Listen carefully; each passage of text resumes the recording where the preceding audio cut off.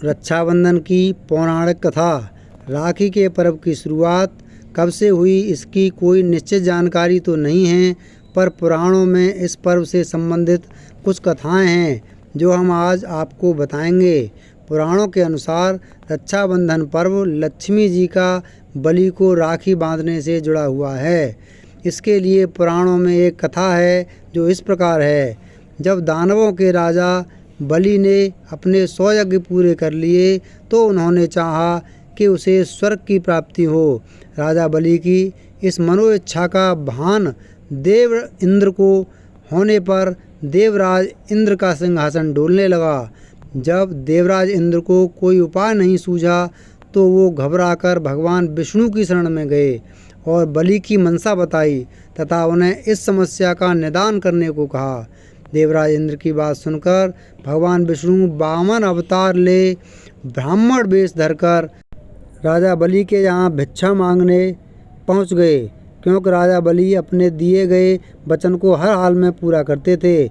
जब राजा बलि ने ब्राह्मण बने श्री विष्णु से कुछ मांगने को कहा तो उन्होंने भिक्षा में 3 पग भूमि मांग ली। राजा बलि ने उन्हें 3 पग भूमि दान में देते हुए कहा कि आप अपने 3 पग नाप लें। वामन रूप में भगवान ने एक पग में स्वर्ग और दूसरे पग में पृथ्वी को नाप लिया और तीसरा पैर रखना शेष था। बलि के सामने संकट उत्पन्न हो गया। आखिरकार उसने अपना सिर भगवान के आगे कर दिया और कहा, तीसरा पग आप मेरे सिर पर रख दीजिए। वामन भगवान ने ठीक वैसा ही किया। श्री विष्णु के पैर रखते ही राजा बलि पाताल लोक पहुँच गए। बलि के द्वारा वचन का पालन करने पर भगवान विष्णु अत्यंत खुश हुए।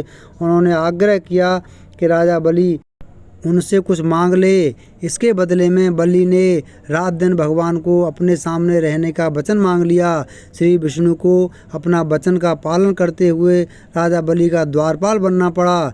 जब यह बात लक्ष्मी जी को पता चली तो उन्होंने नारद जी को बुलाया और इस समस्या का समाधान पूछा। नारद जी ने उन्हें उपाय बताया कि आप राजा बलि को राखी बांधकर उन्हें अपना भाई बना लें और उपहार में अपने पति भगवान विष्णु को मांग लें। लक्ष्मी जी ने ऐसा ही किया। उन्होंने राजा बलि को राखी बांधकर अपना भाई बनाया और जब राजा बलि ने उनसे उपहार मांगने को कहा तो उन्होंने अपने पति विष्णु को उपहार में मांग लिया। जिस दिन लक्ष्मी जी ने राजा बलि को राखी बांधी उस दिन श्रावण पूर्णिमा थी। कहते हैं कि उस दिन से ही राखी का त्यौहार मनाया जाने लगा। रक्षाबंधन से जुड़ी सबसे प्राचीन कथा देवराज इंद्र से संबंधित है, जिसका कि भविष्य पुराण में उल्लेख है। इसके अनुसार एक बार देवताओं और दानवों में कई दिनों तक भयंकर युद्ध हुआ, जिससे कि देवताओं की हार होने लगी। यह सब देखकर देवराज इंद्र बड़े निराश हुए। तब इंद्र की पत्नी शची ने विधानपूर्वक एक रक्षा सूत्र तैयार किया और श्रावण शुक्ला पूर्णिमा को ब्राह्मणों द्वारा देवराज इंद्र के हाथ पर बंधवाया, जिसके प्रभाव से इंद्र युद्ध में विजयी हुए। तभी से यह रक्षाबंधन पर्व ब्राह्मणों के माध्यम से मनाया जाने लगा। आज भी भारत के कई हिस्सों में रक्षाबंधन के पर्व पर ब्राह्मणों से रक्षा सूत्र बंधवाने का रिवाज है। रक्षाबंधन से जुड़ा एक प्रसंग महाभारत में भी आता है।